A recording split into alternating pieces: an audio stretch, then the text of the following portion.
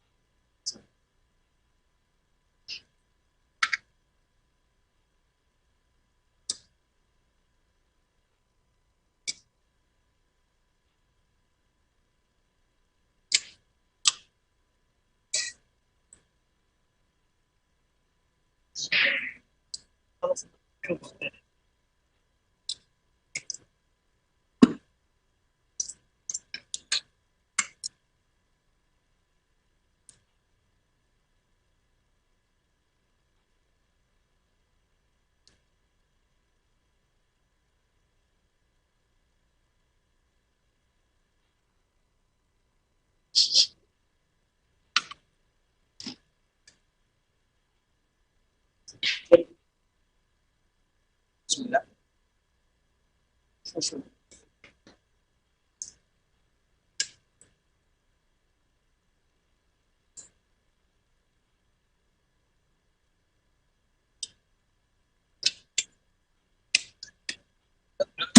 أنا شفته بايته كده.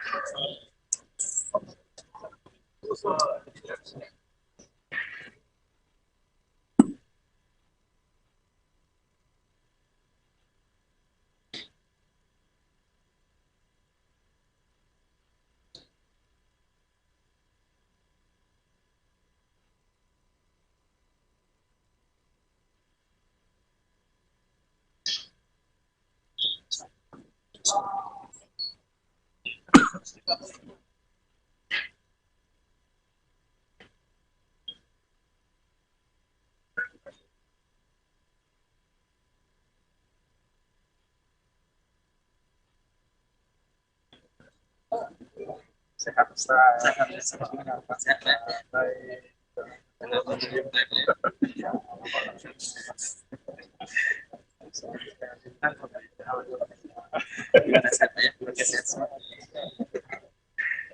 Setelah Ustaz bilang kan kosong lama.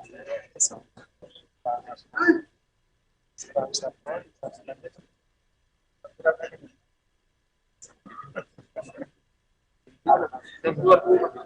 Belum? Sudah ada Ustaz.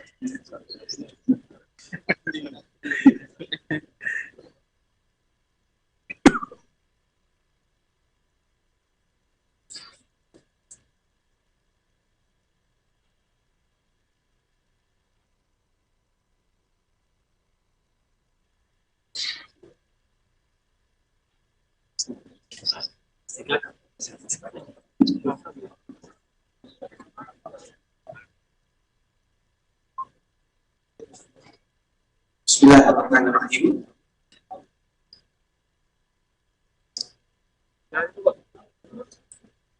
Innal hamdalillah nahmaduhu wa nasta'inuhu wa nastaghfiruh wa na'udzu billahi min shururi anfusina wa min sayyiati a'malina. Man yahdihillahu fala mudilla lahu wa man yudlil fala hadiya lahu. Asyhadu an la ilaha illallah wahdahu la syarika lahu وأشهد أن محمدا عبده ورسوله لا نبي بعد أما بعد. يا أيها الذين آمنوا اتقوا الله حق تقاته ولا تموتن إلا وأنتم مسلمون. يا أيها الناس اعبدوا ربكم الذي خلقكم من نفس واحدة وخلق منها زوجها وبث منهما رجالا كثيرا ونساء واتقوا الله الذي تساءلون به والأرحام إن الله كان عليكم رقيبا. يا أيها الذين آمنوا اتقوا الله وقولوا قولا سديدا يصلح لكم أعمالكم ويغفر لكم ذنوبكم ومن يطع الله ورسوله فقد فاز فوزا عظيما. أما بعد فإن أصدق الحديث كتاب الله وخير الهدى هدى محمد صلى الله عليه وسلم وشر الأمور محدثاتها فإن كل محدثة بدعة وكل بدعة ضلالة. إخوة الإسلام, saudara kaum muslimin rahimani wa rahimakumullah. Sebelum kita memulai Sebelum kita memulai membacakan sedikit ayat-ayat Allah Subhanahu wa taala dan juga hadis-hadis Rasulullah sallallahu alaihi wasallam, sebagaimana yang sering kita ulang, kita ingatkan dari kami pribadi dan juga kita bersama, untuk kita tetap menjaga protokol kesehatan, menjaga jarak, memakai masker, karena ini merupakan di antara yang dianjurkan oleh pengurus Masjid Rasulullah SAW. Sehingga jarak harus kita jaga, begitu juga dengan protokol kesehatan yang lainnya. Alhamdulillah, tidak henti-hentinya kita memuji Allah Subhanahu wa taala. Alhamdulillah, kita bersyukur kepada Allah Subhanahu wa taala bisa kembali duduk di masjid yang mulia, Masjid Rasulullah SAW. Allah Subhanahu wa taala memberikan kepada kita hadiah di antara hadiah yang terbesar, menjadi tetangga Rasulullah SAW, walaupun hanya beberapa hari saja. Namun kita bangga dan bahagia pernah menjadi tetangga Nabi yang mulia SAW, dan kita betul-betul berharap kepada Allah Subhanahu wa taala agar Allah menjadikan kita bertetangga dengan Nabi yang mulia di dalam surganya. Karena itu merupakan cita-cita kita bersama. Ketika kita belajar agama Allah Subhanahu wa taala, ketika kita mempelajari sunnah Nabi sallallahu alaihi wasallam, tujuan kita tidak lain tidak bukan adalah mendapatkan syafaat baginda yang mulia sallallahu alaihi wasallam. Tujuan kita adalah bagaimana supaya kita mudah masuk ke dalam surga Allah Subhanahu wa taala. Dan itu merupakan tujuan harapan kita kepada Allah Subhanahu wa taala. Sehingga kita bersyukur kepada Allah Subhanahu wa taala, Allah memberikan dan kembali lagi memberikan kesempatan kepada kita untuk duduk di Masjid Rasulullah SAW, datang ke kota Madinah, sebuah kota yang sangat mulia, memiliki keutamaan yang sangat agung yang disebutkan oleh baginda yang mulia SAW. Di antara salah satunya adalah sebuah hadis yang telah kita bacakan kemarin, Innal imana la ya'rizu ilal Madinah. Sesungguhnya iman akan kembali ke kota Madinah. Jadi iman itu berkumpulnya kembali ke kota Madinah, dan inilah kota Madinah. Dan kita mengetahui kota Madinah di zaman Nabi Sallallahu Alaihi Wasallam, dan ini merupakan di antara keahlian para ahli sejarah. Mereka di dalam merawat peninggalan Nabi Sallallahu Alaihi Wasallam, terutama Masjid Rasulullah Sallallahu Alaihi Wasallam. Luas Masjid Nabawi ini itu adalah kota Madinah di zaman Rasulullah Sallallahu Alaihi Wasallam.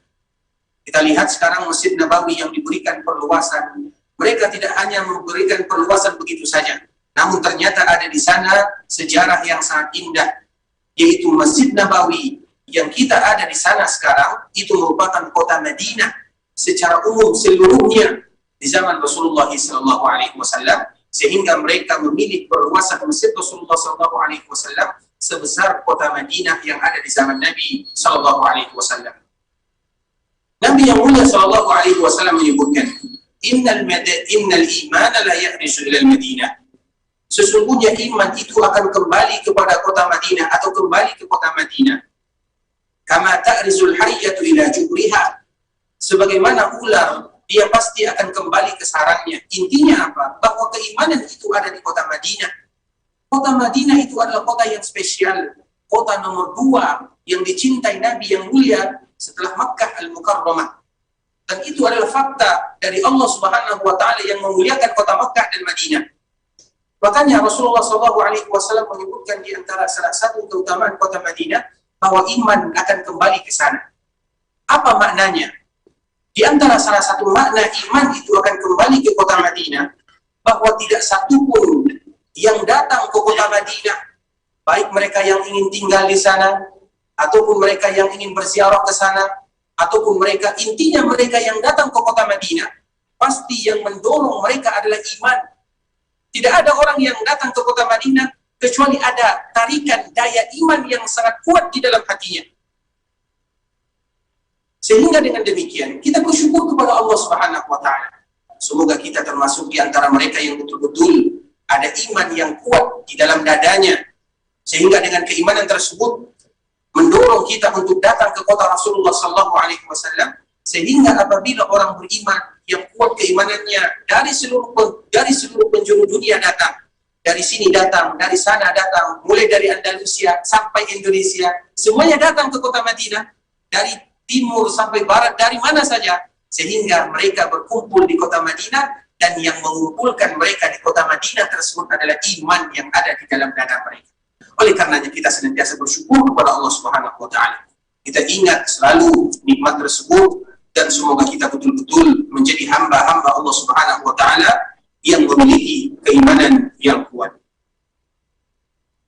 Kemudian salawat beriringkan salam semoga tetap tercurahkan kepada baginda Rasulullah sallallahu alaihi wasallam. Rasul yang mulia, junjungan kita bersama. Rasulullah sallallahu alaihi wasallam yang sangat sayang, berkorban siang dan malam. Semuanya adalah untuk kita sebagai umatnya.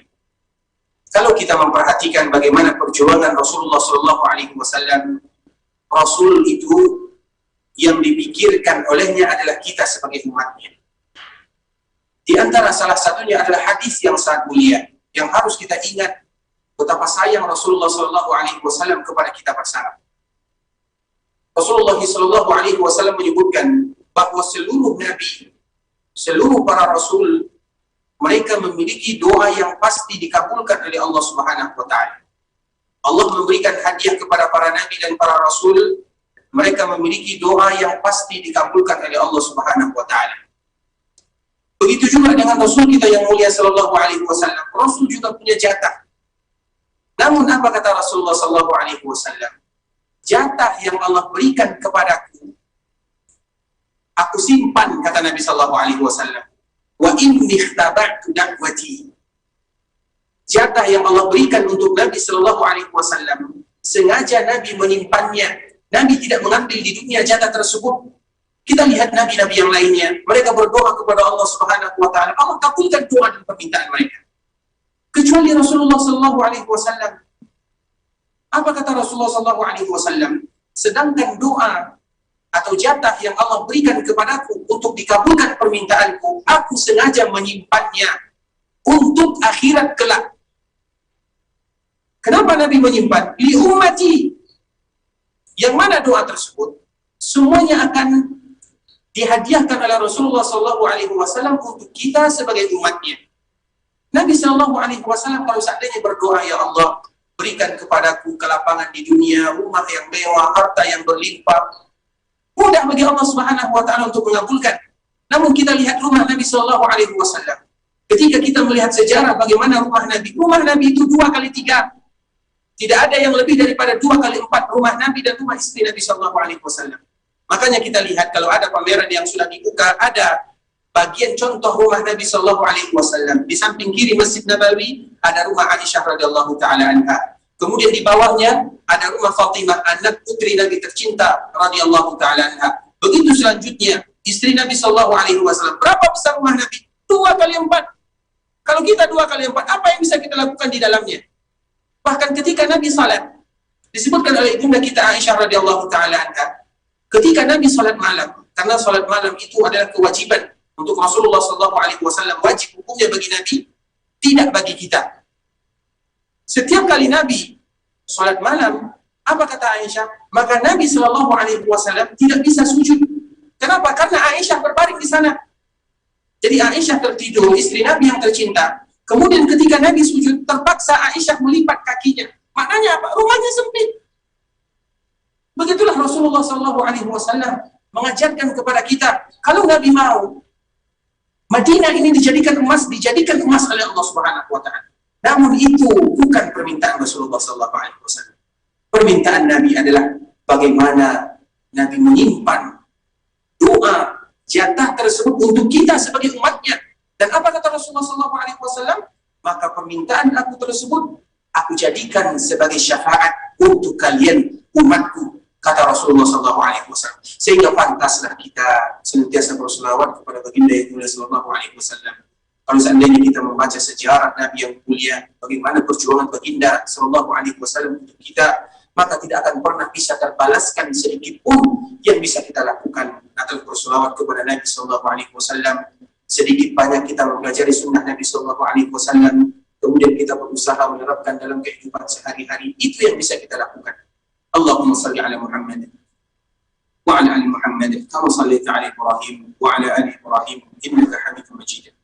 Allahumma barik ala Muhammad wa ala ali Muhammad kama barakta ala Ibrahim وعلى آل إبراهيم إنك حميد مجيد.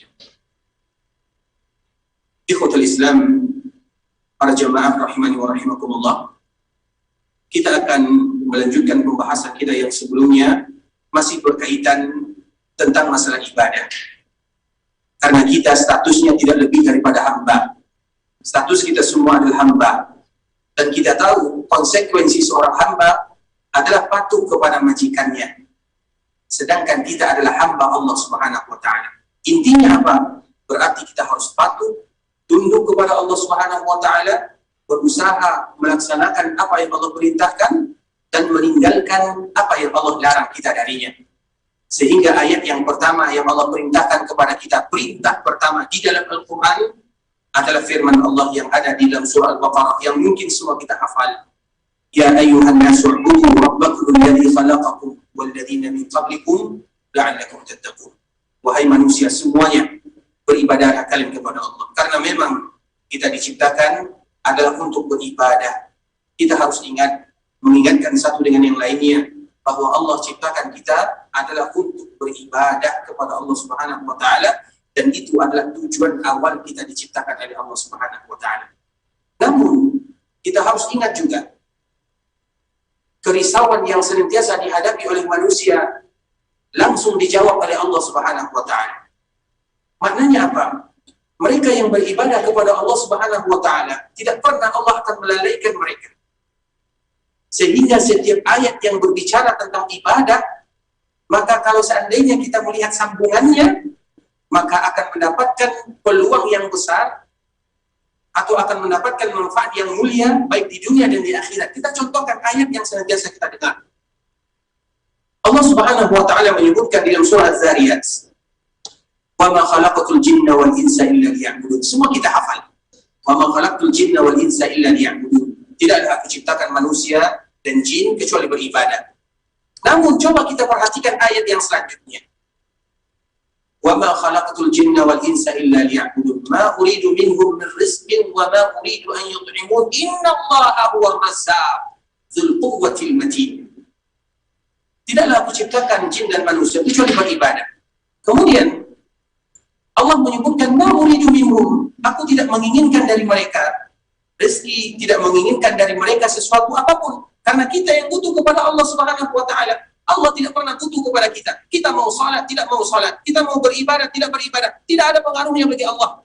Pengaruhnya bagi kita. Yang butuh ibadah siapa? Kita. Yang butuh agama siapa? Kita. Yang butuh kepada Allah siapa? Kita. Allah tidak butuh kepada hambanya. Apabila kita sadar, yang demikian berarti kita yang butuh dengan ibadah tersebut. Namun Allah tentunya memberikan pahala yang besar bagi kita dan tidak akan pernah menyia-nyiakan. Apa kata Allah Subhanahu wa Ta'ala? Aku tidak pernah menginginkan dari mereka apapun. Kemudian innallaha huwar razzaq. Allah lah yang maha memberi rezeki. Seolah-olah apa maknanya? Jangan pernah kalian mempertentangkan antara ibadah dengan rezeki. Karena seolah-olah nanti kalau Allah menciptakan kita untuk ibadah, bagaimana kita hidup? Bagaimana kita makan? Bagaimana kita ini? Bagaimana kita itu? Jangan pernah, karena Allah menggabungkan setiap ayat yang berbicara tentang ibadah, Allah ikutkan setelahnya masalah rezeki. Karena yang paling ditakutkan oleh manusia adalah masalah rezeki, masalah kehidupan, masalah maisha. Sehingga Allah menyebutkan, kalau kalian beribadah, tidak akan pernah kurang rezeki kalian. Bahkan sebaliknya, dengan ibadah tersebutlah memberikan keberkahan, memberikan penambahan, memberikan kemudahan di dalam rezeki kita. Bahkan di dalam ayat yang lain, kita contohkan di akhir surah Taha. Apa kata Allah Subhanahu wa Ta'ala? Wa'mur ahlaka bis-salah wastabir 'alaiha. La nas'aluka rizqa, nahnu narzuquka wal 'aqibatu lit-taqwa. Allah Subhanahu wa Ta'ala menyebutkan, perintahkan keluargamu untuk melaksanakan ibadah salat. Kita tahu ibadah salat adalah perkara yang paling penting setelah syahadat. Kemudian ketika kalian memerintahkan diri kalian, keluarga kalian untuk melaksanakan ibadah salat tersebut, bukan hanya sekedar memerintahkan begitu saja, tidak. Namun kalian harus sabar di sana sampai mereka betul-betul beribadah kepada Allah. Kemudian apa kata Allah setelahnya? La nas'aluka rizqa. Kami tidak pernah bertanya kepada kalian, meminta kepada kalian tentang rezeki, tidak. Karena kami yang bertanggung jawab memberikan rezeki tersebut. Seolah-olah apa? Kita lihat tidak pernah ketika ada seorang hamba yang rajin melaksanakan ibadah sholat akan kurang rezekinya, tidak. Misalnya kita seorang pedagang, atau kita bekerja di perusahaan, misalnya pas waktu zuhur, kita tinggalkan pekerjaan kita, kita tutup toko kita. Apakah dengan demikian akan berkurang rezeki kita untuk melaksanakan ibadah sholat? Karena secara akal manusia, misalnya masuk waktu zuhur jam 12, atau jam 12.30, kemudian kita seorang pedagang, terpaksa kita tutup toko kita.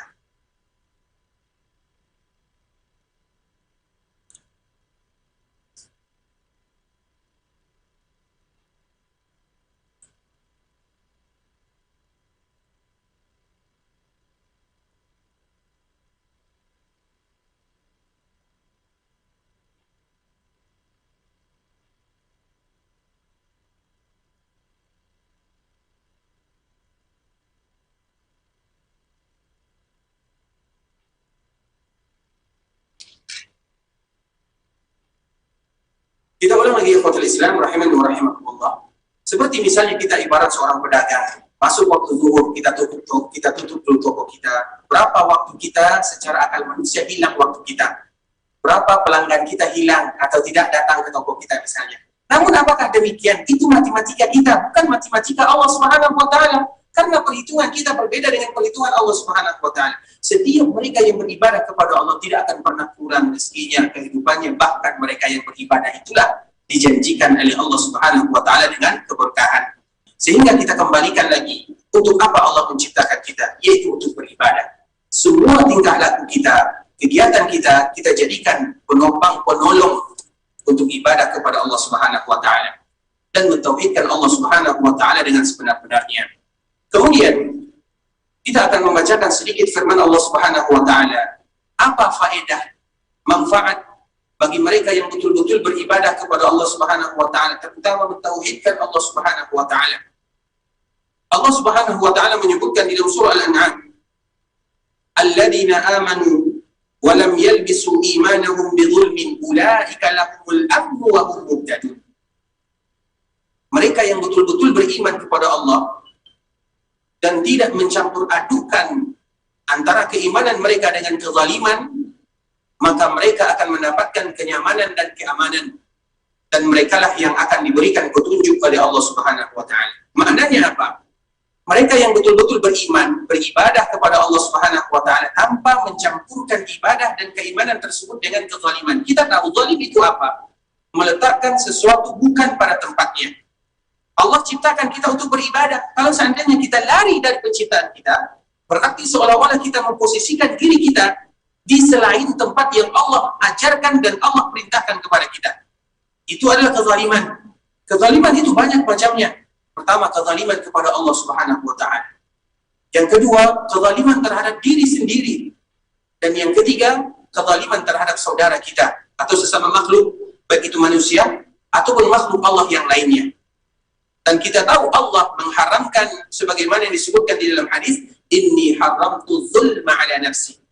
Aku haramkan kezaliman terhadap diriku. Allah tidak pernah menghalalkan yang namanya kezaliman. Sehingga mereka yang betul-betul melaksanakan perintah Allah Subhanahu wa taala tersebut dengan keimanan, apa hadiah yang diberikan oleh Allah? Ulaika lahumul amnu. Mereka itulah yang akan mendapatkan kenyamanan, ketenangan, kedamaian. Kalau kita ingin tenang, kembali kepada Allah. Tidak mungkin kita mencari ketenangan, kita lari dari Allah Subhanahu wa taala, bahkan kegelisahan yang akan kita dapatkan. Ketenangan, kenyamanan hidup, makanya berbeda ketika kita duduk di masjid membaca Al-Qur'an atau berdoa kepada Allah Subhanahu wa taala. Berbeda rasanya dengan kita misalnya mencari ketenangan dengan misalnya kumpul bersama kawan-kawan, bercerita. Coba kita rasakan dan kita bandingkan. Karena memang ini merupakan janji Allah Subhanahu wa taala. Dan kemudian di antara tafsir ayat ini, alladzina amanu wa lam yalbisu imanahum bidzulmin. Di antara salah satu tafsirnya, karena semua kita tentunya melakukan kezaliman. Sehingga para sahabat bertanya kepada Nabi, "Ya Rasulullah, siapa di antara kami yang tidak melakukan kezaliman? Takut nanti kalau kita tidak mendapatkan fadilah dan keutamaan ayat ini." Apa kata Rasulullah SAW? Zulum yang paling zulum itu, kezaliman yang paling nyata adalah kesyirikan. Sebagaimana yang Allah sebutkan dalam surah Luqman, Inna syirka la zulmun azim. Sesungguhnya kesyirikan adalah kezaliman yang sangat besar. Kita tahu kesyirikan, mungkin kita mengetahui pembagiannya. Ada para ulama membagi kesyirikan besar, ada kesyirikan kecil. Namun kesyirikan apa saja bentuknya itu adalah dosa besar. Walaupun itu kesyirikan kecil, dibagi besar dengan kecil, dilihat dari kesyirikannya. Namun dilihat dari segi dosanya, dia adalah dosa besar. Dan sehingga kita betul-betul berusaha. Makanya Rasulullah SAW memerintahkan kepada kita setiap hari untuk memperbaharui keimanan. Bagaimana caranya? Karena Nabi juga SAW menyebutkan, sesungguhnya iman itu ibarat pakaian, bisa lusuh, bisa rusak, bisa rapuh. Kemudian apa kata Rasulullah SAW? Di antara salah satu solusinya adalah sering-sering mengucapkan la ilaha illallah. Makanya zikir yang paling mulia adalah la ilaha illallah. Bahkan coba kita bayangkan bagaimana Nabi SAW mengajarkan kepada kita, siapa yang mengucapkan la ilaha illallah seolah-olah Allah akan memberikan untuknya satu pohon kurma di surga. Berapa kali kita mengucapkan, begitulah Allah memberikan kepada kita. Sekarang kita di dunia berlomba-lomba mencari kelapa sawit. Tidakkah kita ingin berlomba-lomba mencari kurma yang ada di surga? Mudah bagi kita. La ilaha illallah. Kita berzikir kepada Allah Subhanahu wa Ta'ala. Bahkan itu adalah di antara salah satu yang akan memperbaharui keimanan kita. La ilaha illallah. Kemudian kita perhatikan lagi apa kata Rasulullah SAW. Sabda Nabi kita yang mulia. Wa an Ubadah bin Samit radhiyallahu ta'ala anhu qala Rasulullah SAW. Man syahida an la ilaha illallah wahdahu la syarika lah. Wa anna Muhammadan abduhu wa rasuluh. Wa anna Isa abdullahi wa rasuluh. Wa kalimatuhu alqaha ila Maryam. Wa ruhun minhu wal jannatu haqqun wal naru haqqun.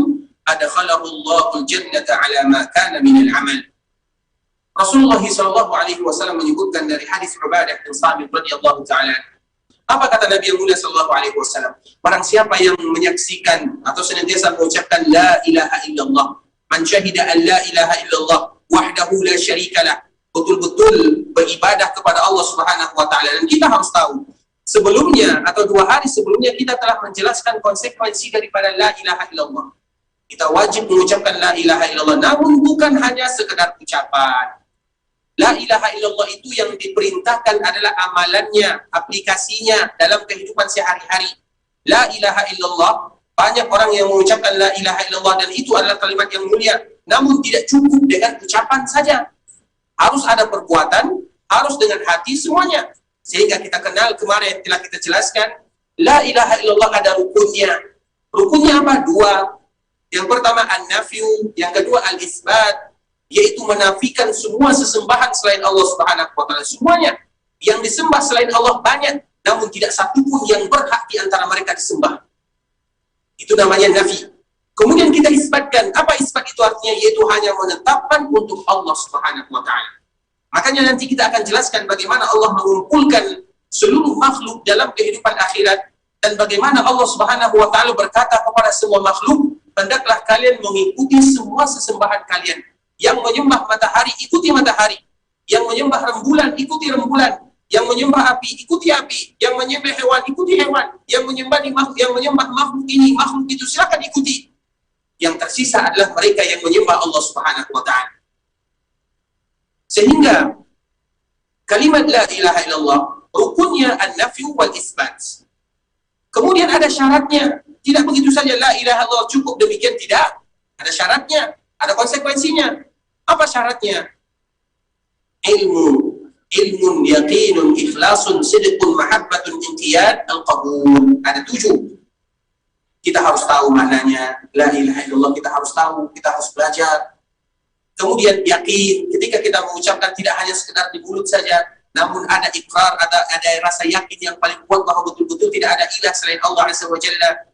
Kemudian ikhlas, kita tidak ada keterpaksaan, betul-betul ikhlas karena Allah mengharapkan pahala dari Allah. Sedekun, kemudian jujur, kemudian cinta, kemudian inqiyad, betul-betul tunduk dan patuh terhadap konsekuensi la ilaha illallah. Apa yang dituntut oleh la ilaha illallah? Kemudian al-qabul, menerima segalanya.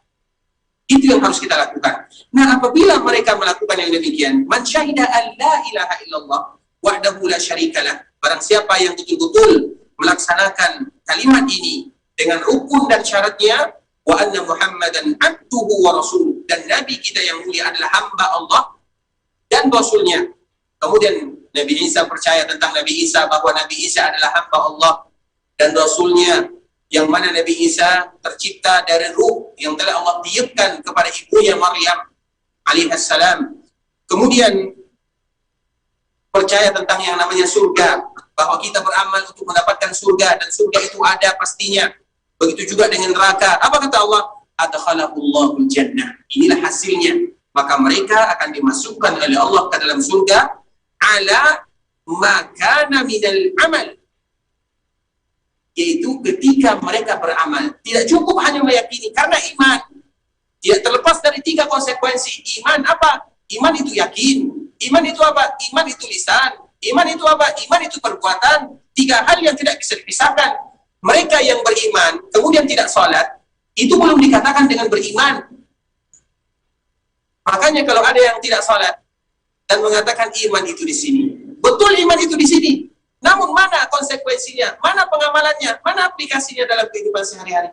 Sehingga iman itu tidak bisa dipisahkan antara 3 ini. Hati kita, lisan kita, dan perbuatan. Orang yang beriman akan salat, orang yang beriman akan berpuasa, orang yang beriman akan sedekah. Itu adalah iman yang sebenarnya. Nah, makana alaihi minal amal, antara atau dengan amalan dia ini penyebab, karena kita tidak bisa mengatakan bahwa amal dengan amal kita pasti masuk surga, tidak. Namun itu adalah penyebab, karena amal yang kita lakukan sedikit, tidak mungkin bisa dibandingkan dengan hadiah yang terbesar tersebut, itu surga.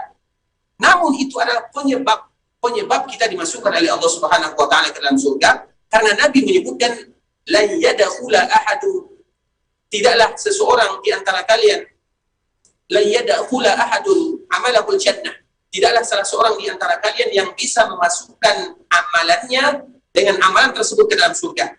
Tapi apa? Karunia Allah, taufik dari Allah Subhanahu wa taala. Namun amal itu adalah penyebab, wasilah setelah taufik dan karunia dari Allah Subhanahu wa taala. Bahkan amal itu sendiri ada taufik dari Allah Subhanahu wa taala. Kemudian di antara hadis yang disebutkan oleh Rasulullah sallallahu alaihi wasallam, yaitu hadis Hibban, fa inna Allah harrama 'alan nari man qala la ilaha illallah yabtaghi bidzalika wajha Allah. Apa kata Rasulullah sallallahu alaihi wasallam? Sesungguhnya Allah haramkan neraka bagi mereka yang mengucapkan la ilaha illallah yabtaghi bidzalika wajh Allah, yang mana ketika mereka mengucapkan la ilaha illallah, yaitu betul-betul menginginkan wajah Allah Subhanahu wa taala. Berarti mereka yang betul-betul ikhlas, berarti mereka yang betul-betul yakin, berarti mereka yang betul-betul cinta kepada Allah Subhanahu wa taala sesuai dengan syarat yang tadi telah kita sebutkan. Kemudian hadis yang selanjutnya, dan ini juga di antara keutamaan ibadah, terutama ibadah la ilaha illallah.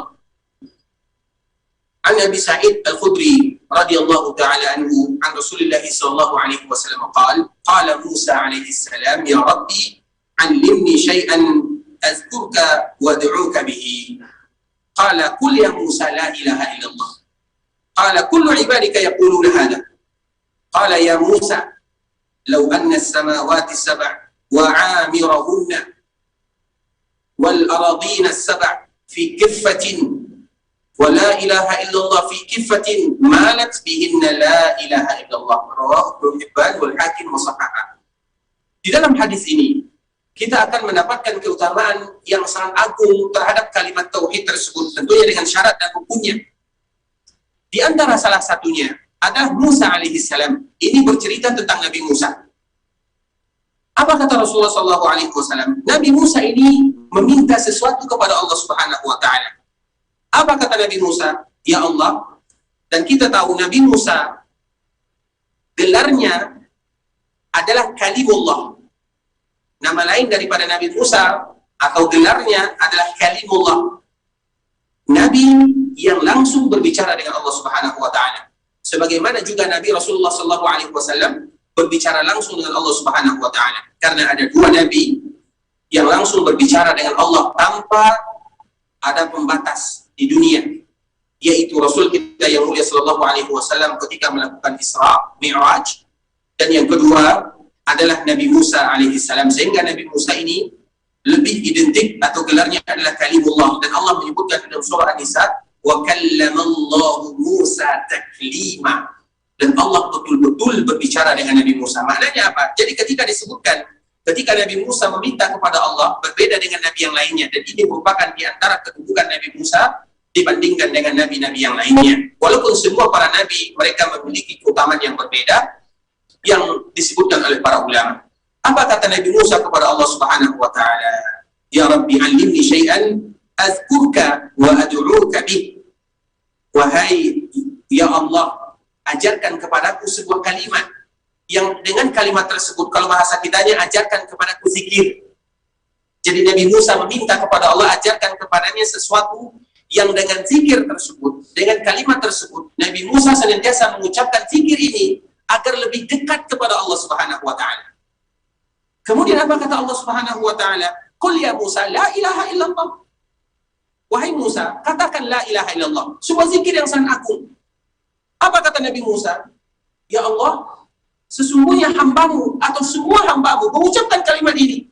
Jadi maknanya apa? Bukan Nabi Musa tidak tahu keutamaannya, namun Nabi Musa ingin lagi yang lebih spesial, yang lebih daripada kalimat la ilaha illallah. Apakah masih ada ucapan atau zikir yang lebih mulia daripada la ilaha illallah tersebut?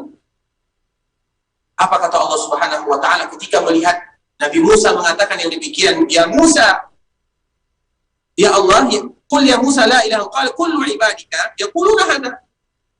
Ya Allah, sesungguhnya semua hamba mengucapkan kalimat yang sama, karena Nabi Musa menginginkan kekhususan. Apa kata Allah Subhanahu wa Ta'ala? Di sini kita tahu ternyata kalimat ini merupakan kalimat yang agung yang harus kita ulang siang dan malam. Lau anna samawati sab', kalau seandainya 7 lapis langit dan semua yang ada di dalamnya, begitu juga 7 lapis bumi berada di dalam satu sisi, di dalam satu timbangan, dan kalimat la ilaha illallah berada di dalam timbangan yang lainnya, maka akan kalah langit bumi yang 7 lapis tersebut kalah dengan kalimat la ilaha illallah. Dan ini merupakan kemuliaan yang sangat besar. Bahkan di dalam hadis yang lain yang nanti akan disebutkan oleh pengarang kitab ini, bagaimana mereka yang datang kepada Allah Subhanahu wa Ta'ala dengan kalimat la ilaha illallah. Kalimat la ilaha illallah itu jangan pernah kita menganggap remeh dengan kalimat tersebut. Bahkan ini disebutkan oleh Rasulullah SAW agar kita lebih memaknai, memahami, berusaha mengulang-ulangi dalam kehidupan sehari-hari. Kita lihat yang namanya hadis syafa'ah. Hadis syafa'ah, kita kenal dengan hadis syafa'ah. Hadis syafa'ah itu maknanya adalah bagaimana Allah memuliakan Rasulullah SAW di akhirat. Dan ini sambungan dari muqaddimah yang tadi telah kita bacakan, bahwa Nabi memiliki satu doa yang Nabi simpan untuk kita sebagai umatnya. Tapi bukan semua umat Nabi yang mendapatkan, karena umat Nabi itu terbagi kepada 2. Yang pertama ummatul dakwah, dan yang kedua ummatul ijabah. Umat Nabi yang pertama adalah semua kaum muslimin, atau semuanya, semua manusia yang lahir setelah Nabi diutus menjadi Nabi dan menjadi Rasul, yaitu ketika Nabi berumur 40 tahun, diberikan wahyu oleh Allah Subhanahu wa Ta'ala. Semua yang datang setelah Nabi diutus menjadi Nabi dan menjadi Rasul, semuanya disebut dengan ummatul dakwah, yaitu umat yang didakwahi oleh Nabi SAW, karena memang risalah Rasulullah adalah risalah untuk semua manusia tanpa terkecuali, berbeda dengan risalah Nabi-Nabi sebelumnya. Itu disebut dengan ummatul dakwah. Dan yang kedua siapa? Ummatul ijabah. Ummatul ijabah itu siapa? Yaitu mereka yang menjawab seruan Nabi, mereka yang beriman kepada Rasulullah SAW. Jadi hadis atau doa yang mendapatkan Nabi mendapatkan jatah doa tersebut khusus bagi mereka ummatul dakwah atau ummatul ijabah. Kemudian hadis ini dinukilkan oleh Imam Bukhari dan Imam Muslim dalam hadis yang sangat panjang sekali, dan ini merupakan kisah yang akan membuat kita semakin takut, yang akan membuat kita semakin dekat kepada Allah, yang akan membuat kita semakin beribadah kepada Allah Subhanahu wa Ta'ala, yang kita kenal dengan hadis syafa'ah, yaitu ketika Allah mengumpulkan semua kita.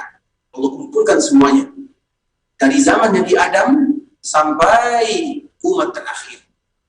Kemudian setelah Allah kumpulkan yang kita kenal dengan pada mahsyar, atau yang kita kenal dengan mahsyar, maka matahari didekatkan. Matahari didekatkan. Tentunya ketika matahari didekatkan, maka keluar keringat. Keringat tersebut tergantung amalan. Ada yang keringatnya sampai di tumitnya, ada yang sampai di betisnya, ada yang sampai di lututnya, bahkan ada yang sampai di telinganya. Terus manusia berada di dalam kebimbangan, mereka tidak tahu apa yang akan mereka lakukan. Maka ada yang mengatakan, hendaklah kita datang, ayo kita cari ayah kita Adam alaihissalam. Dan kita tahu di padang mahsyar itu bukan 1 hari, bukan 2 hari, bukan 10 hari, bukan 1 tahun, 50.000 tahun lamanya. Dan itu 50.000 tahun hitungan akhirat, bukan hitungan dunia. Jadi perjalanan kita ini adalah perjalanan yang sangat panjang. Kemudian manusia mengatakan, ayo kita cari ayah kita Adam alaihissalam. Kemudian akhirnya mereka mencari Adam. Dan mencari Adam bukan seperti mencari bapak bupati. Butuh waktu yang sangat lama. Karena kita tidak tahu di mana ayah kita Adam alaihissalam. Bertahun-tahun lamanya mencari ayah kita Adam alaihissalam. Kemudian setelah bertemu, maka semua manusia mengatakan, wahai Adam, anta abul bashar. Engkau adalah ayahnya manusia. Khalaqaqallahu biyadih. Allah menciptakan engkau langsung dengan tangan Allah Subhanahu wa taala. Kemudian lihatlah kami, bagaimana keadaan kami. Mintalah tolong kepada Allah Subhanahu wa taala, berikan kepada kami syafaat. Kemudian setelah itu apa kata Nabi Adam alaihissalam? Saya tidak bisa. Karena saya pernah memakan sebuah buah yang diharamkan oleh Allah Subhanahu wa taala. Coba kalian cari Nabi Nuh. Maka semua orang mencari Nabi Nuh. Mencari Nabi Nuh butuh waktu bertahun-tahun, berpuluhan tahun. Datang kepada Nabi Nuh, dikatakan dengan ucapan yang sama, engkau adalah Rasul pertama. Allah memberikan kemuliaan ini, memuliakan kemuliaan itu. Apa kata Nabi Nuh alaihissalam? Saya tidak bisa. Karena dulu saya pernah berdoa dengan doa yang menyebabkan semua manusia atau bumi ini tenggelam, yang dinukilkan oleh Allah Subhanahu wa taala di dalam surat Nuh ayat terakhir. Kemudian apa kata Nabi Nuh? Carilah Ibrahim. Semua orang mencari Nabi Ibrahim. Setelah bertemu dengan Nabi Ibrahim, disebutkan bagaimana keluh kesahnya.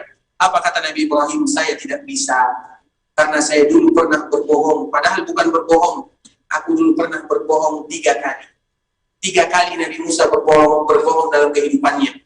Namun dengan itulah dia tidak bisa memberikan syafaat. Kemudian dia ceritakan kesalahannya. Dan Allah nukilkan semuanya di dalam Al-Quran. Kemudian carilah Nabi Musa, mencari Nabi Musa. Apa kata Nabi Musa? Saya tidak bisa. Karena dulu saya pernah memukul seseorang, sehingga dia langsung mati. Karena kita tahu Nabi Musa adalah orang yang kuat. Carilah Nabi Isa. Maka semua mencari Nabi Isa. Maka Nabi Isa pun meminta uzur, namun Nabi Isa tidak menyebutkan kenapa dia minta uzur. Apa kata Nabi Isa alaihissalam? Carilah Muhammad sallallahu alaihi wasallam. Semua kita mencari Nabi Muhammad sallallahu alaihi wasallam. Apa kata Nabi Sallallahu Alaihi Wasallam? Ana daha. Ini adalah tugasku. Ini adalah tugasku. Dan ini adalah syafaat untuk semua orang. Bukan syafaat masuk surga. Belum. Ini adalah awal. Yaitu syafaat agar dipercepat hisab. Dan kita tahu, kita adalah umat nahnul awal, nahnul akhirun al-awwalun. Kita adalah umat yang terakhir, namun umat yang pertama kali dihisab. Makanya ada keuntungan. Sebagaimana juga ada kemalangan. Untungnya apa? Kalau kita masuk surga, berarti kita yang pertama kali masuk surga. Namun kalau tidak, berarti yang pertama kali terjatuh ke dalam api neraka. Kemudian apa kata Rasulullah SAW? Maka Rasulullah SAW datang kepada Allah, sujud kepada Allah, memohon kepada Allah Subhanahu Wa Taala. Akhirnya disinilah Allah membukakan yang namanya pintu hisab, baru dihisab. Coba bayangkan dihisab, perjalanan yang sangat panjang. Kemudian ada timbangan, ada mizan. Kemudian ada sirat. Sirat itu adalah yang terbentang di antara neraka Jahannam. Ada di antara mereka yang melewatinya secepat kilat. Ada ibarat mereka yang seperti naik kuda. Ada mereka yang berlalu kencang. Ada mereka yang berjalan. Bahkan ada di antara mereka yang merangkak. Dan akhirnya ada juga di antara mereka yang terjatuh. Kalau terjatuh, berarti di bawahnya adalah Jahannam. Na'udzubillahi min dzalik. Kemudian ikhwatal Islam, Rasulullah SAW sebagai Nabi yang cinta kepada umatnya, Nabi senantiasa memperhatikan kita. di padang mahsyar. Ketika sirat, Nabi Shallallahu Alaihi Wasallam, apa doa Nabi Shallallahu Alaihi Wasallam? Apa ucapan Nabi? Allahumma sallim sallim. Ya Allah, selamatkan umatku, selamatkan umatku. Itu yang Nabi lakukan. Nabi berbolak-balik ke sana ke sini, memohon kepada Allah agar Allah memberikan keselamatan kepada umatnya. Bahkan Nabi Shallallahu Alaihi Wasallam memohon kepada Allah, Allah memberikan tawaran. Wahai Muhammad, aku berikan kepadamu tawaran. Apakah kamu mau memilih? Aku masukkan separuh umatmu ke dalam surga dan separuh lain tidak. Maka Nabi tidak mau. Karena kalau separuh umat Nabi masuk surga, berarti separuh yang lain masuk neraka. Nabi tidak mau. Nabi ingin kalau semua umatnya itu masuk ke dalam surga. Makanya Nabi menyebutkan kullu ummati yadkhuluna al-jannata illa man aba. Semua umatku akan masuk ke dalam surga kecuali mereka yang malas, yang enggan. Qalu wa man ya'ba ya Rasulullah? Para sahabat bertanya, siapa pula yang enggan? Memang secara lisan tidak ada di antara kita yang enggan, namun secara perbuatan banyak. Man ata'ani dakhala al-jannah wa man asani faqad aba. Barang siapa yang taat kepadaku masuk surga, namun barang siapa yang enggan maka tidak, maka mereka lah yang segan, yang enggan masuk surga. Makanya kenapa kita wajib belajar tentang Nabi, sejarah Nabi, sunnah Nabi, supaya kita termasuk ke dalam mereka yang direkomendasi masuk surga oleh Nabi, supaya kita tidak termasuk ke dalam umat yang enggan. Nah, Nabi Shallallahu Alaihi Wasallam ketika melihat umatnya meniti sirat, Allahumma sallim sallim, ya Allah selamatkan umatku, selamatkan umatku. Namun ada sebagian umat Nabi yang terjatuh ke dalam api neraka. Ada lagi yang mereka masuk ke dalam surga. Kemudian sudah banyak yang masuk ke dalam surga. Nabi tidak berhenti begitu saja. Nabi datang kepada Allah. Nabi sujud kepada Allah Subhanahu Wa Taala. Nabi memohon kepada Allah. Kemudian apa kata Allah Subhanahu Wa Taala? Ya Muhammad, irfa' raksa. Wasal tu'ta, washfa' tushaffa'. Wahai Muhammad, angkat kepala. Minta, aku akan kabulkan. Berikan syafaat, aku akan memberikan syafaat. Apa kata Nabi Shallallahu Alaihi Wasallam? Ya Allah, umatku. Tidak ada lain daripada yang diucapkan Nabi Shallallahu Alaihi Wasallam kecuali umatnya. Keluarkan mereka dari api neraka. Ini bagi mereka yang sudah masuk ke dalam api neraka. Apa kata Allah Subhanahu Wa Taala? Ya Muhammad, lihat umatmu. Barang siapa di antara mereka yang memiliki keimanan, dan ini mereka yang sudah mencicipi neraka Allah Subhanahu Wa Taala, sebesar gandum atau ibaratnya sebesar beras, keluarkan mereka dari api neraka. Maka Nabi melihat banyak di antara umat Nabi yang keluar. Kemudian Nabi belum puas, datang lagi kepada Allah Subhanahu Wa Taala, sujud lagi kepada Allah. Nabi memuji dengan pujian yang indah. Maka Allah kembali mengatakan, ya Muhammad, irfa' ra'sak wasal tu'ta washfa' tushaffa'. Hai Muhammad, angkat kepalamu, minta, aku akan kabulkan, kata Allah. Berikan syafaat, aku akan memberikan syafaat kepadamu. Apa kata Rasul? Umatku ya Allah. Apa kata Allah Subhanahu Wa Taala? Lihat mereka, kalau ada di antara mereka yang di dalam neraka memiliki keimanan separuh daripada yang tadi kita sebutkan, yaitu separuh sebesar beras atau gandum, itu keluar mereka semuanya. Kemudian Nabi datang lagi. Ketika Nabi datang lagi, masih meminta kepada Allah. Kemudian Nabi sujud, memohon kepada Allah. Allah kembali mengatakan, angkat kepalamu ya Muhammad. Minta, aku akan kabulkan. Berikan syafaat, aku akan kabulkan. Aku akan memberikan syafaat. Apa kata Allah Subhanahu Wa Taala? Hai Muhammad, lihat yang ada di dalam neraka yang memiliki keimanan sebesar zarrah. Zarrah itu apa? Zarrah itu adalah ibarat sebesar semut yang berwarna hitam. Kalau masih mereka memiliki keimanan demikian, keluarkan mereka. Kemudian perawi hadis ini berhenti sampai di situ sejenak, karena ketika itu dia sedang berbaring atau ada permasalahan yang dia selesaikan. Kemudian yang sahabat yang lainnya ingin bertanya, apakah masih ada sambungan hadis ini? Ternyata masih ada. Karena Nabi Shallallahu Alaihi Wasallam meminta kepada Allah syafaat itu 4 kali. Maknanya Nabi datang sujud memuji Allah, memuji dengan pujian yang indah yang tidak pernah Nabi memuji di dunia. Yang terakhir, apa kata Allah Subhanahu Wa Taala? Wahai Muhammad, ini adalah bagianku, kata Allah Subhanahu Wa Taala. Bi'izzati wa jalali, dengan kemuliaanku, dengan keagunganku. Akhriju minan nar man qala la ilaha illallah. Keluarkan dari api neraka semua mereka yang mengucapkan la ilaha illallah. Jadi la ilaha illallah itu ikhwatul Islam tidak akan pernah kekal mereka yang mengucapkannya, dan ini merupakan kemuliaan yang sangat besar. Allah Subhanahu wa taala menyebutkan kepada Rasulullah sallallahu alaihi wasallam, dan ini adalah syafaat terakhir karena semuanya memberikan syafaat.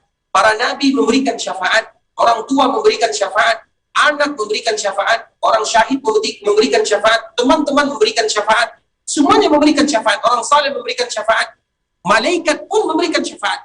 Bahkan yang terakhir adalah syafaat Allah Azza wa Jalla, dan ini adalah syafaat terakhir Allah Subhanahu wa taala. Apa syafaat terakhirnya? Akhriju minan nari man qala la ilaha illallah. Keluarkan dari api neraka mereka yang mengucapkan la ilaha illallah. Oleh karenanya, ikhwatul Islam, kaum muslimin rahimani wa rahimakumullah, ini merupakan hadis yang sangat agung di mana kita mengetahui bagaimana kemuliaan mereka yang mengucapkan la ilaha illallah, sehingga di antara salah satu untuk memperbaharui keimanan adalah sering-sering kita mengucapkan, mengulang-ulang la ilaha illallah, sebagaimana tadi yang telah disebutkan oleh Rasulullah SAW tentang kisah Nabi Musa alaihissalam. Bahkan ada juga kisah yang sama dengan kisah Nabi Musa alaihissalam, bahwa la ilaha illallah, namun ingat, la ilaha illallah tidak hanya la ilaha illallah, la ilaha illallah dengan rukunnya, la ilaha illallah dengan syaratnya, tidak hanya la ilaha illallah begitu saja, namun makana alaihi minal amal, harus juga dibarengi dengan amal sesuai dengan rukunnya, sesuai dengan syaratnya. Siapa tadi yang masih ingat apa syarat la ilaha illallah? Tadi telah kita sebutkan ada syarat la ilaha illallah, ada rukunnya. Pertanyaannya, siapa yang masih ingat apa syaratnya? Siapa yang menjawab angkat tangan? Silakan. Yang pertama Pak, ikhlas. Yang kedua, ada 7 tadi ya Pak ya. Kenapa Pak ikhlas? Apa lagi? Yakin. Nah ya terus. Cinta terus. Nah Bapak ya, Masya Allah, Tabaraka Rahman, Masya Allah. Tabul ya. Nah ini untuk Bapak ya Pak ya, Masya Allah. Barakallahu fiikum ya Pak ya. Nah siapa yang bisa mengucapkan secara sempurna tanpa salah? 7-7-nya. Ikhlas, yakin, ilmu, jujur, cinta, tunduk, dan menerima. Ada 7. Dan ini dari mana kita dapatkan? Ya dari kita kumpulkan ayat-ayat Allah Subhanahu wa taala dan juga hadis-hadis Nabi sallallahu alaihi wasallam. Ada para ulama menyebutkan ada 7, ada para ulama yang menyebutkan 8. Namun intinya ini adalah syarat. Jadi mengucapkan la ilaha illallah tidak hanya begitu saja. Ada rukunnya. Rukunnya ada 2. Rukunnya mudah, an-nafi wal isbat. Sedangkan syaratnya ilmun, yaqinun, ikhlasun, sidqun, mahabbatun, inqiyadun, qabul. Itu syaratnya. Kemudian hadis ini, ada hadis yang serupa dengan hadis yang disebutkan oleh Rasulullah SAW, yaitu hadis yang berkaitan dengan hadis Nabi Musa ini. Hadis Nabi Musa atau hadis yang berkaitan tentang cerita Nabi Musa. Apa kata Allah Subhanahu wa taala? Kalau seandainya 7 lapis langit dan 7 lapis bumi diletakkan dalam satu timbangan, dan kalimat la ilaha illallah diletakkan dalam timbangan yang lainnya, maka akan berat la ilaha illallah dibandingkan dengan langit dan bumi, atau 7 lapis langit dan 7 lapis bumi tersebut. Dalam hadis yang sama, yang dikenal dengan hadis sahifah, yaitu lembaran. Karena yang ditimbang di akhirat itu semuanya. Dan itu dikembalikan kepada Allah Subhanahu wa taala. Kadang yang ditimbang itu amalannya. Kadang yang ditimbang itu orangnya. Kadang yang ditimbang itu lembaran catatannya. Semuanya bisa ditimbang oleh Allah Subhanahu wa taala. Dan itu dikembalikan kepada Allah, dan semuanya ada dalilnya. Kita contohkan misalnya, apakah ada orang yang ditimbang? Ada. Seperti misalnya hadis Ibnu Mas'ud radhiyallahu taala. Kita tahu itu Mas'ud, Abdullah bin Mas'ud, dia memiliki betis yang kecil. Ketika dia pernah naik memanjat pohon kurma, maka tersingkap betisnya dan kelihatan kecil betisnya dibandingkan dengan betis manusia biasa, sehingga para sahabat mentertawakannya. Apa kata Rasulullah? Jangan kalian tertawakan. Betis Abdullah bin Mas'ud ini lebih berat di sisi Allah Subhanahu wa taala dibandingkan dengan bukit Uhud. Mananya apa? Berarti ditimbang. Dan itu dikembalikan kepada Allah Subhanahu wa taala. Sebagaimana catatan kita juga ditimbang. Makanya apa yang ditimbang? Mizan, yang kita kenal dengan mizan. Semuanya bisa jadi amalan kita, bisa jadi kita itu sendiri, bisa jadi catatan amalan kita. Semuanya bisa ditimbang oleh Allah Subhanahu wa taala. Nah, di dalam hadis ini yang ditimbang adalah catatan amalan, disebut dengan hadis sahifah. Jadi ada orang yang didatangkan kepadanya, dia memiliki 99 catatan yang semuanya adalah dosa, semuanya adalah maksiat. Kemudian terjadilah dialog, dan kita tahu semua kita berbicara dengan Allah Subhanahu wa taala, wa laysa bainahu wa bainahu hijab. Yang mana tidak ada perantara kita dengan Allah Subhanahu wa taala. Dan nanti akan kita jelaskan tentang bagaimana kita, karena di akhirat itu ada yang namanya hisab, ada yang namanya arad. Hisab, arad. Hisab itu manhusibah uzib. Barang siapa yang dihisab maka akan diazab. Barang siapa yang sudah dihisab maka pasti diazab. Namun ada namanya arad. Arad itu artinya adalah Allah membacakan semua lembaran catatan kita. Seolah-olah kita menyadari semua, mulai dari kita balik sampai kita wafat dibacakan oleh Allah semuanya. Tidak ada yang bisa kita jawab kecuali kita mengaku, benar ya Allah aku melakukan ini, benar ya Allah aku melakukan ini. Semuanya dibacakan oleh Allah Subhanahu wa taala. La yughadiru saghiratan wa la kabiratan illa ahsaha, sebagaimana Allah menyebutkan dalam surah Al-Kahfi. Tidak satupun amalan yang kecil apalagi yang besar yang ditinggalkan kecuali semuanya ada catatan. Kemudian setelah Allah menyebutkan dibongkar semua aib kita, apa kata Allah Subhanahu wa taala? Hari ini aku maafkan kamu. Allahu Akbar. Dan itulah yang kita inginkan semuanya. Itulah yang dinamakan arad, bukan hisab.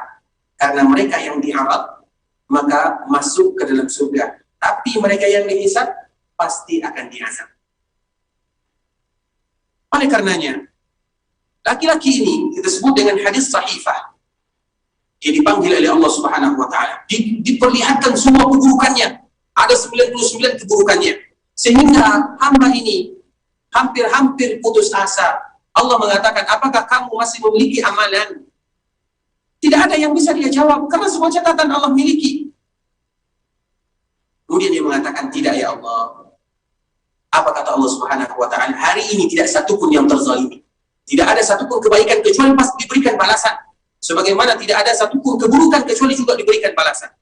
Kamu memiliki amalan yang indah, yaitu sahifah, yaitu lembaran. Catatan amalan. Apa catatan amalannya? Yaitu la ilaha illallah. Ternyata dia memiliki la ilaha illallah. Dia melakukan la ilaha illallah sesuai dengan konsekuensinya, sesuai dengan rukun dan syaratnya. Sehingga ditimbang antara la ilaha illallah yang satu lembaran dengan 99 sijilan tersebut. Dengan catatan dosa, kemaksiatan, ini dan itu. Semuanya ditimbang. Apa yang terjadi? Maka yang berat adalah yang satu lembaran yang di sana tertulis la ilaha illallah. Jadi ini merupakan di antara keutamaan. Jangan pernah kita meremehkan walaupun sambil kita berjalan la ilaha illallah Muhammadur Rasulullah, atau sambil kita misalnya melakukan kegiatan yang lainnya, membawa mobil, berkendaraan. Intinya kita senantiasa memperbaharui keimanan dengan la ilaha illallah.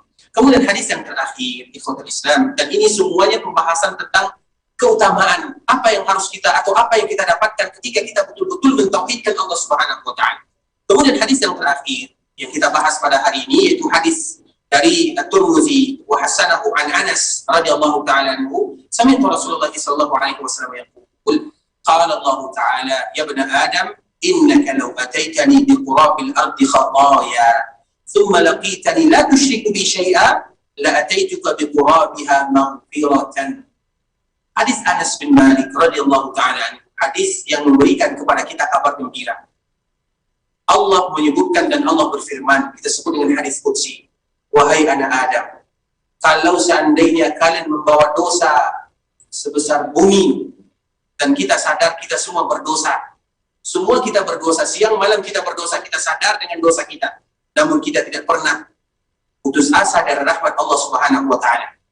Apa kata Allah? Kalau seandainya kalian membawa dosa yang begitu besar, bahkan sebesar bumi, thumma laqitani la tusyriku bi syai'a, tapi kalau seandainya kalian berjumpa denganku, kalian tidak melakukan kesyirikan sedikit pun, la ataituka bi qurabiha maghfiratan, maka aku pun akan membawa kalian, akan datang kepada kalian dengan sebesar-besarnya ampunan. Maknanya apa? Tidak ada yang namanya putus harapan kepada Allah Subhanahu wa ta'ala. Sehingga ibadah, kemarin kita juga telah jelaskan, ada syaratnya. Ibadah ada syaratnya, ada rukunnya. Apa rukun ibadah? Al-khawfu, wal-raja'u, wal-mahabbah. Takut kepada Allah, berharap kepada Allah, dan cinta kepada Allah. Kita takut terhadap dosa yang kita lakukan, namun kita juga harus berharap terhadap pahala Allah Subhanahu wa taala, sebagaimana hadis yang tadi telah kita sebutkan, hadis dari Anas bin Malik radhiyallahu taala anhu. Ini merupakan di antara keutamaan ikhwatul Islam, bagaimana kita betul-betul berusaha siang dan malam untuk mentauhidkan Allah Subhanahu wa taala dan berusaha semaksimal mungkin menjauhi yang namanya kesyirikan. Kesyirikan, innasyirka ladzulmun azim. Karena kesyirikan itu adalah kezaliman yang sangat besar. Besarkah dia, kecilkah dia, intinya itu adalah kezaliman. Dan insya Allah dengan kita belajar sedikit-sedikit demi sedikit, kita akan tahu apa yang harus kita lakukan, bagaimana kita sebagai seorang hamba meminta kepada Allah, bertawakal kepada Allah, takut kepada Allah, memohon kepada Allah, semuanya kita serahkan kepada Allah Subhanahu wa taala. Itulah di antara yang disebut dengan tauhid. Ikhwatul Islam, saudara kaum muslimin rahimani wa rahimakumullah. Kita senantiasa bermohon kepada Allah Subhanahu wa taala agar senantiasa memberikan kepada kita keimanan, agar Allah memberikan kepada kita istiqamah di dalam agama, di dalam beribadah kepada Allah Subhanahu wa taala, sebagaimana kita bermohon kepada Allah Subhanahu wa taala agar Allah menghidupkan kita dalam keadaan Islam, dalam keadaan senantiasa melaksanakan perintah Allah, dan kita bertemu dengan Allah Subhanahu wa taala dalam keadaan beriman, berserah diri kepada Allah Subhanahu wa taala. Dan kita juga bermohon kepada Allah Subhanahu wa taala untuk menjaga saudara-saudara kita yang kita tinggalkan. Allah Subhanahu wa taala melapangkan urusan kita, memudahkan urusan kita, mengangkat wabah ini dari kita bersama. Dan kita juga tidak lupa bermohon kepada Allah Subhanahu wa taala agar Allah melimpahkan semua kebaikan-kebaikan kepada kita. Allahumma inna nas'aluka al-jannah wa ma qarraba ilaiha min qawlin wa amal, wa na'udzubika minan nar wa ma qarraba ilaihi min qawlin wa amal. Ya Allah, sesungguhnya kami meminta surga kepadamu, baik dengan perbuatan kami dan dengan ucapan kami. Ya Allah, sesungguhnya kami berlindung kepadamu dari neraka, baik itu dengan perbuatan kami ataupun dengan perkataan kami. Dan kita juga bermohon kepada Allah Subhanahu wa taala agar memperbaiki keluarga kita, keturunan kita, saudara-saudara kita kaum muslimin yang lainnya. Bagi mereka yang sakit, Allah sembuhkan. Bagi mereka yang terlilit hutang, Allah selesaikan. Bagi mereka yang ditimpa keresahan, Allah mudahkan. Dan bagi kita yang ada masalah, Allah Subhanahu wa taala selesaikan. Ikhwatul Islam, saudara kaum muslimin, kaum muslimat rahimani wa rahimakumullah. Mungkin sampai di sini pembahasan kita, dan insya Allah kita bertemu lagi besok insya Allah ta'ala. Dan kami senantiasa mengingatkan untuk senantiasa menjaga al-ijra'atul ihtiraziyah, yaitu kita menjaga protokol kesehatan, wa tadabirul wiqaiyah, dan protokol kesehatan yang telah ditentukan oleh pengurus Masjid Rasulullah SAW. Jadi kita senantiasa mengingatkan diri kami pribadi dan juga kita bersama untuk senantiasa menjaga jarak, intinya menjaga protokol kesehatan agar kita senantiasa diberikan kemudahan oleh Allah Subhanahu wa taala untuk mengambil manfaat faedah dari Masjid Rasulullah SAW, dan semoga Allah Subhanahu wa taala berikan taufik, hidayah, istiqamah kepada kita di dalam agama Allah Subhanahu wa taala.